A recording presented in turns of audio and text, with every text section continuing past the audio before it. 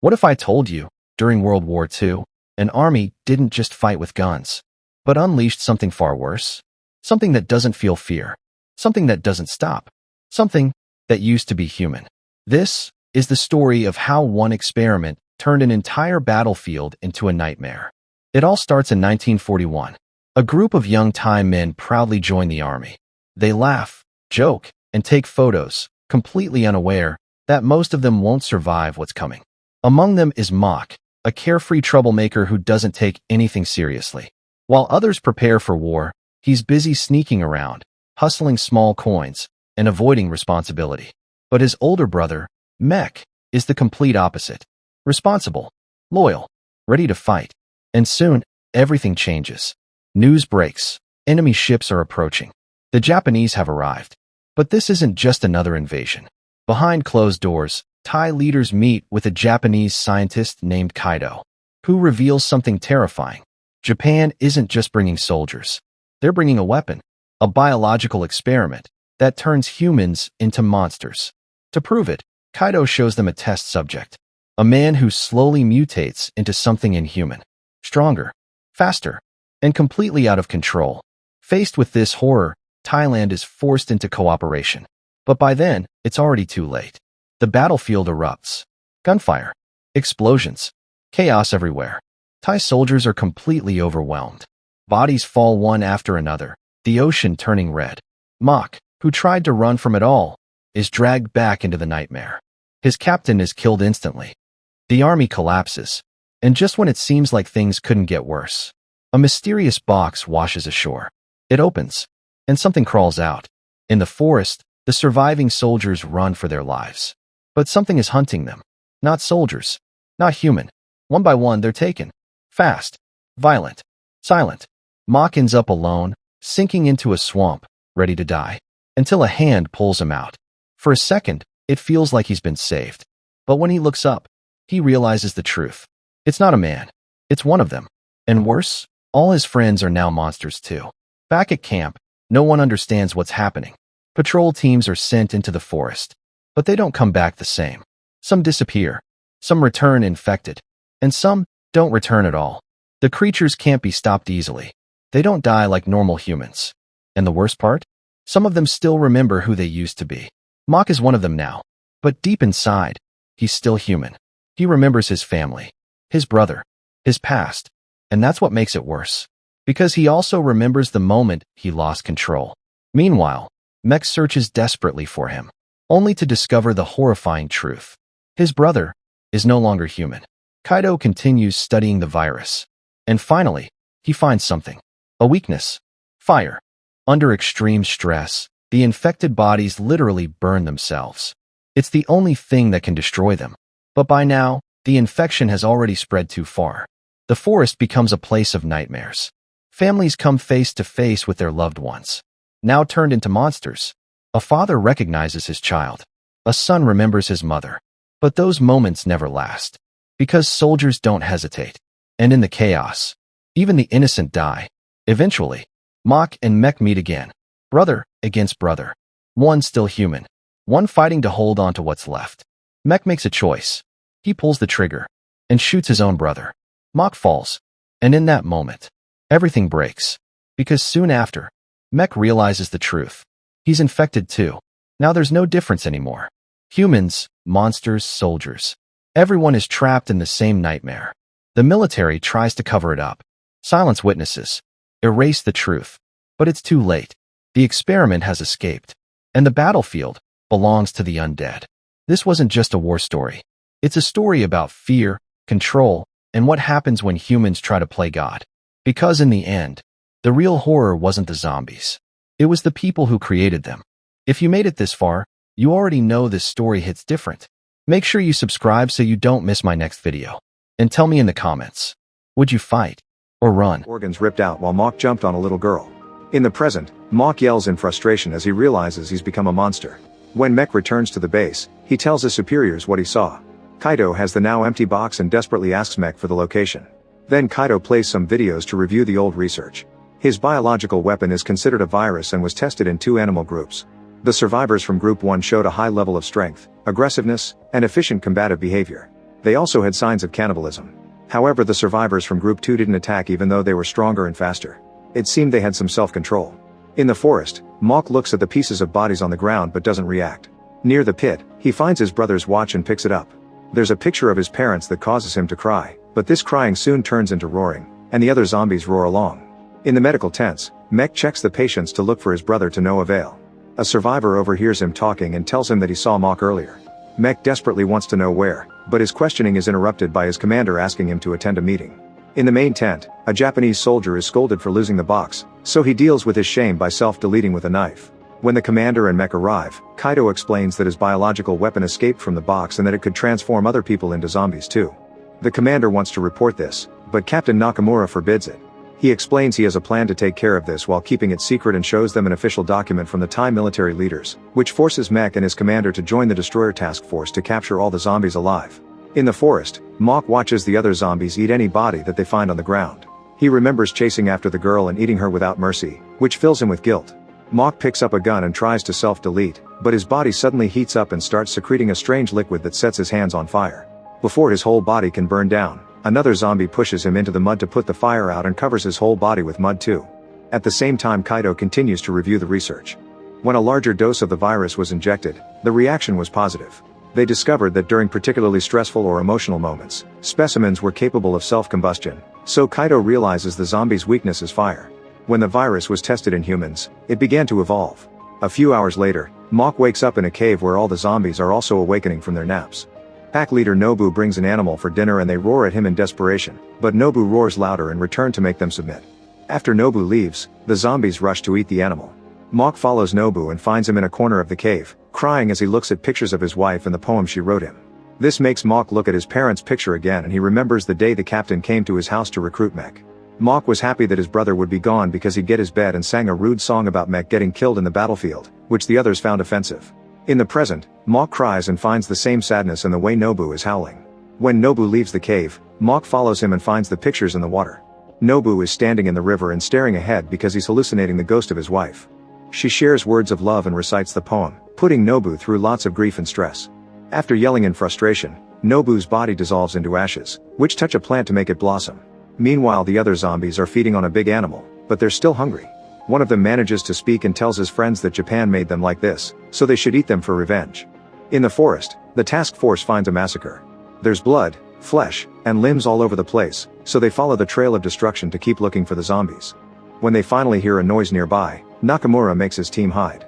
Then he pulls out a knife to spill some blood. A zombie is immediately attracted by the smell and approaches Nakamura, but before he can attack, a soldier shoots him with a harpoon to capture him. At the base, the captured zombie is kept in a cage. The soldiers throw hot water at him and Mech complains, considering it torture. He thinks it'd be better to kill the creature, but Kaido wants to catch all the zombies and keep them alive to study them. At that moment, the zombie removes the harpoon from his body and shakes the cage bars, so a soldier shoots him several times. The zombie is in a lot of pain, but he won't die. Afterward, a civilian is brought and the zombie immediately recognizes him as his father. They both cry for each other as the father demands to know what they did to his son. Nakamura suddenly stabs the father in the head, and the zombie has a breakdown. Mech immediately loses his mind, so his commander drags him away and reminds him they don't have authority anymore. Then Nakamura makes his men pour poison gas on the zombie, who keeps crying and reaching for his father. A furious Mech jumps on Nakamura and punches him, so the commander has to drag him back again. Nakamura points his sword at them and tells the commander to deal with his men. The commander reluctantly informs Mech that he's now discharged from the mission, so he must go home. At that moment, the zombie manages to break the cage and come out. The soldiers watch in shock as the creature starts eating his own father. When Mock returns to the cave, he finds the zombies discussing their past lives. They all used to have dreams for their futures, but they had to abandon them when they were forced to join the army. One of them admits he wanted to sing, so he shares a song and soon everyone is singing along. At that moment, they realize one of them is missing, so they agree to go looking for him. In a village nearby, the locals are doing a special ritual to try to keep the evil creatures away. Soon the zombies surround the village and start feeding on the locals. A mother and her daughter are shocked to notice that one of the monsters is their beloved husband and father. Meanwhile, Pen is going home on her bicycle, but she has to stop to fix the light. Suddenly she sees someone walking and screams because it's only a couple of legs. At home, Tarn is praying for her son's safe return, unaware that Mock is approaching the house. When a picture falls from the wall, she sees it as a bad omen and closes the window. Afterward, she steps outside to smoke and is suddenly startled by Mech, who tells her to stay inside. He also explains that his brother is probably alive, So Tarn thanks him for the good news with a hug. Mock overhears everything and cries as he realizes he can't reunite with them, so he leaves. At that moment Pen arrives and tells them what she saw. Mech immediately brings out a gun and gives it to Tarn, telling her to shoot anything strange and set it on fire if it still moves. In the forest, a monk is meditating behind a veil. A zombie tries to approach him and the monk immediately recognizes him as his son, so he starts praying. The zombie falls to his knees and prays too before leaving. Nearby, a zombie is chasing after the mother and her kid. When the girl falls, the zombie manages to catch up to them, but he freezes because he recognizes his daughter. At that moment the commander and his right hand arrive and the soldier gets ready to shoot, but the commander stops him. The zombie says his daughter's name and tries to communicate, so the girl touches his face and cries because her dad is hurt. When the zombie is about to touch her head, the task force appears. The mother drags the girl away before the soldiers shoot their harpoon, but the soldiers fail their shot and end up killing both the woman and the child instead. Then the rest of the zombies arrive, so the soldiers open fire. The commander recognizes them as his men, so he decides to fight for them by shooting at the Japanese soldiers. Unfortunately, his right hand immediately gets killed. When the commander gets shot too, he sees Mock among the zombies and tells him to run before he drops dead. Mock holds the commander's body and cries for his death. At that moment Mech arrives and sees the zombies eating the task force. A creature is even ripping out a soldier's whole rib cage. Then he notices that Mock has become a monster, so he shoots him in the shoulder. Mock says his brother's name before he starts running, yet Mech shoots him again. A desperate Mock continues to beg, however Mech fires a third time and causes his brother to fall off a cliff. Mech falls and yells in grief, feeling guilty for what he died. Suddenly Mock returns and attacks him. Moments later, Mech wakes up and discovers he's a zombie too. At the base, Kaido tells Nakamura Jr. that his father's idea of keeping the zombies alive is too dangerous. While Kaido plays a video showing the effects of the zombie ash on nature, Nakamura Jr. accuses him of treason. Kaito explains he'd rather be a traitor than let the zombies kill more people. In the morning, all the surviving civilians including Pen, Tarn, and the monk are taken to a safe house. The Japanese soldiers bring pictures of the young Thai recruits, claiming that they've found their bodies and they need to be identified. All the civilians have a breakdown as they see their sons' faces on the board. After putting a zombie in the box, Nakamura informs a Thai commander that they must kill all the civilians because there can't be any eyewitnesses. The official story will say they were war victims. The commander complains, but Nakamura reveals that both governments already agreed to this. In the cave, Mock sees a few zombies eating a person whom he recognizes as an old friend. He yells at them and the zombies respond by attacking him, so a fight ensues.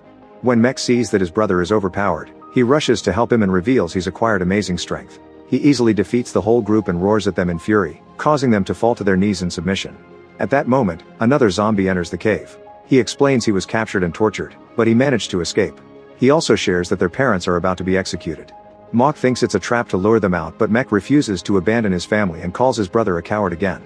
In the forest, a soldier is guiding the civilians under the excuse of prayer while Nakamura and his soldiers keep watch from their hiding spot. Nakamura Jr. tries to talk to his father, but he's ignored. Soon the zombies arrive and the civilians have a breakdown when they see what their sons have become. Then Nakamura orders his men to open fire, so the civilians start getting killed. One by one, they all drop dead to the ground. The zombies run to hold their dying relatives as they cry in grief. Mock clings to his mother while Mech cries over Pen. After some hesitation, Mech decides to bite his girlfriend, keeping her alive by transforming her. At that moment Nakamura presses a button to make a hidden cage rise from a pile of leaves and trap all the zombies. While a soldier locks the cage, Mech bites his mother too, but it's too late for her so she doesn't transform. Another zombie bites the soldier at the lock, causing him to run back to his team. In just a few minutes, the soldier transforms into a zombie and tries to attack the rest of the task force. Nakamura quickly pulls out his sword and slashes his neck to bring him down. The zombies keep shaking the cage in fury and thanks to Mech's strength, the lock breaks. Then the zombies come out to attack the task force and soon there are a bunch of new creatures made from bitten Japanese men. A horrified Nakamura throws 2 grenades and the explosion manages to kill a few zombies, but most of them run away. In the forest, Pen is getting used to being a zombie. Mech reveals he stole a sword from a fallen soldier and announces he wants revenge as his eyes turn black. He gives a speech to get the other zombies to support him, but Mock gets worried when his brother says they need to make more zombies for their team, since he doesn't think other people should suffer like them. Another zombie also complains, pointing out that he lost his brother in the explosion, so this revenge will only end up with more death. Mech grabs the sword to punish him, but Pen jumps in to act as a shield and gets killed. Mock cries out in grief, yet Mech doesn't react. He just kills the other zombie and says he has a plan. The next morning, Mock wakes up thinking about his family and all the wild things that happened over the past few days, unable to deal with so many emotions. Suddenly he sees a hallucination of his family and his body starts turning into ash. However, when he remembers his brother calling him a coward who doesn't fight for anything, he takes the shape of a zombie again. At the base, Nakamura bursts into Kaido's tent and shoots him in the head. Then he searches all Kaido's notes and learns that the zombies are weak to fire, so he tells his men to get the flamethrower. Moments later, Nakamura and his soldiers are following a few zombies through the forest. The chase eventually takes them to a cave where they're surprised to find thousands of fireflies. Suddenly all the bugs disappear, and the zombies use the darkness to attack. The soldiers immediately open fire, but the bullets don't kill the zombies, so it's easy for them to advance and start biting the members of the task force one by one. When a man activates the flamethrower, the zombies are forced to run away, so another chase ensues. The task force finds the zombies feeding on one of their soldiers, so they open fire again while running to hide in a narrow passage. The zombies follow them, and one by one the Japanese soldiers get killed without mercy. The only one who manages to survive is Nakamura, who leaves the passage and runs until he falls into a puddle. He quickly covers his whole body with mud and stands against the wall, so when the zombies come looking for him, they don't see him and just keep walking. Then Nakamura starts moving very carefully, planning a surprise attack. However, a firefly appears and gives away his position, so the zombies come back for him. Nakamura tries to activate the flamethrower, but the mud has clogged it. While the zombies bite Nakamura, the fallen Japanese soldiers start transforming. Soon Nakamura becomes a zombie as well. At the same time, Mock arrives and finds the flamethrower on the ground. When the Thai zombies try to leave the cave, they find Mock blocking the entrance. Mock cries for his brother and his teammates, which triggers Mech's memories. His eyes go back to normal and he salutes Mock, who uses the flamethrower to set them all on fire. Nakamura and the task force come to the entrance too when they're done transforming. Mech and his men immediately jump on them to spread the flames so everyone can die together. After remembering his friends one last time, Mock jumps in to meet his end as well. Make sure to subscribe and turn on notifications so you can watch more videos like this. Thanks for watching.